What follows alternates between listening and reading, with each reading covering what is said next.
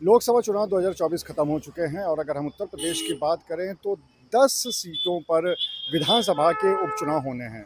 इन उपचुनाव के साथ साथ अलग अलग पार्टियों में अलग अलग चर्चाएं भी होने लगी हैं और अगर हम कानपुर बीजेपी की बात करें तो इसमें सूत्रों के हवाले से बहुत सारी बातें निकल के आ रही हैं।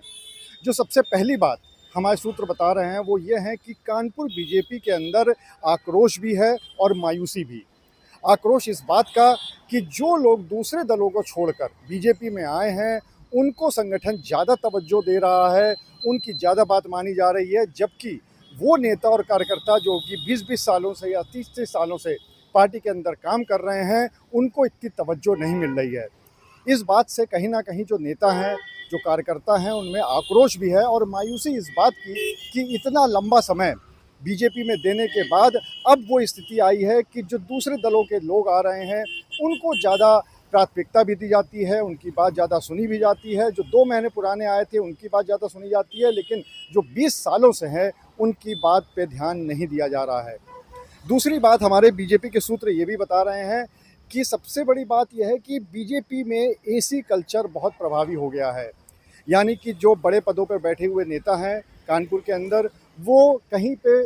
फील्ड पे निकलने की जगह, लोगों के बीच में बैठ के करने की जगह, अलग अलग क्षेत्रों में जाने की जगह, अलग अलग धर्म और जातियों के बीच में, वोटरों के बीच में जाने की जगह वो अपने ऑफिस में बैठ के ही सारे कार्य कर लेते हैं और जो संगठन की तरफ से जो भी कार्य दिया जाता है या जो भी योजनाएं दी जाती हैं उनको सिर्फ एक सेल्फी कल्चर के तहत कमरे में बैठकर और फ़ोटो खींचकर भेज दिया जाता है और फिर इससे ज़्यादा बात आगे नहीं बढ़ती है। इस वजह से भी काफ़ी नुकसान हो रहा है।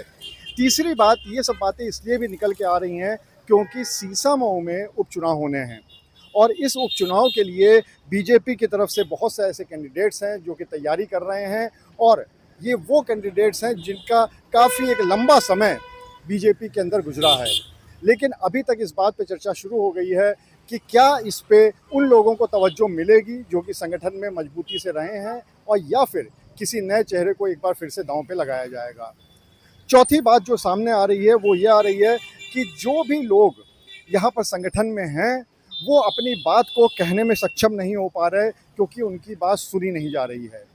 इस बात को भी लेकर जो बीजेपी के सूत्र हमें बताते हैं कि पार्टी के अंदर काफ़ी हद तक मायूसी है। एक बात और है कि बीजेपी के पुराने नेता हैं, उनका ये भी मानना है कि जिस तरह से पिछले कुछ समय से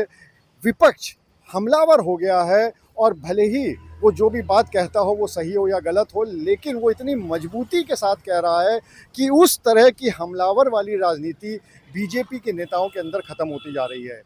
अगर हम कानपुर बीजेपी की बात करें तो उनके बीच में कोई भी अभी ऐसा नेता नहीं है जो कि विपक्ष के दावों को या उनकी बातों को झुठला सके, नकार सके या फिर उसका विरोध कर सके।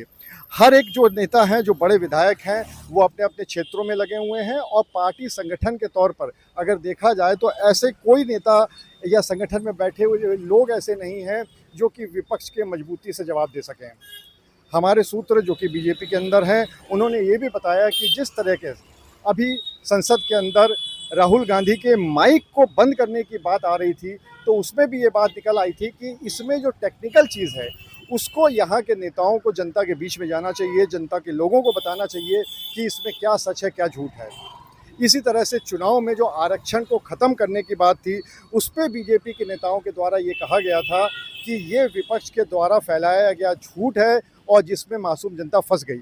लेकिन इस बात का जवाब किसी के पास नहीं है कि अगर विपक्ष ने ये झूठ फैलाया था या इस तरह के और भी झूठ फैलाए थे तो फिर उनका मजबूती से काउंटर करने वाले क्यों नहीं सामने आए। क्योंकि अगर हम पूरे चुनाव की बात करें 2024 के लोकसभा की तो जो भी विपक्ष की बातें थी कहीं ना कहीं वो उसमें बहुत मजबूती से नज़र आया और उसकी काट करने वाले लोग यहाँ पर नेता बीजेपी के अंदर नहीं नज़र आए। इस बात को लेकर काफ़ी आक्रोश भी है पार्टी के अंदर, काफ़ी मायूसी भी है और सभी इस बात को कह रहे हैं कि अगर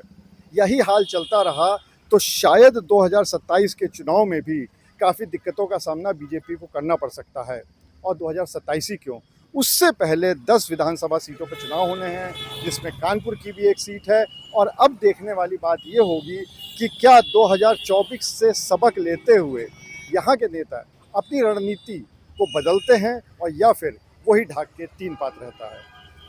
अनुराग अग्रवाल, TV9 कानपुर।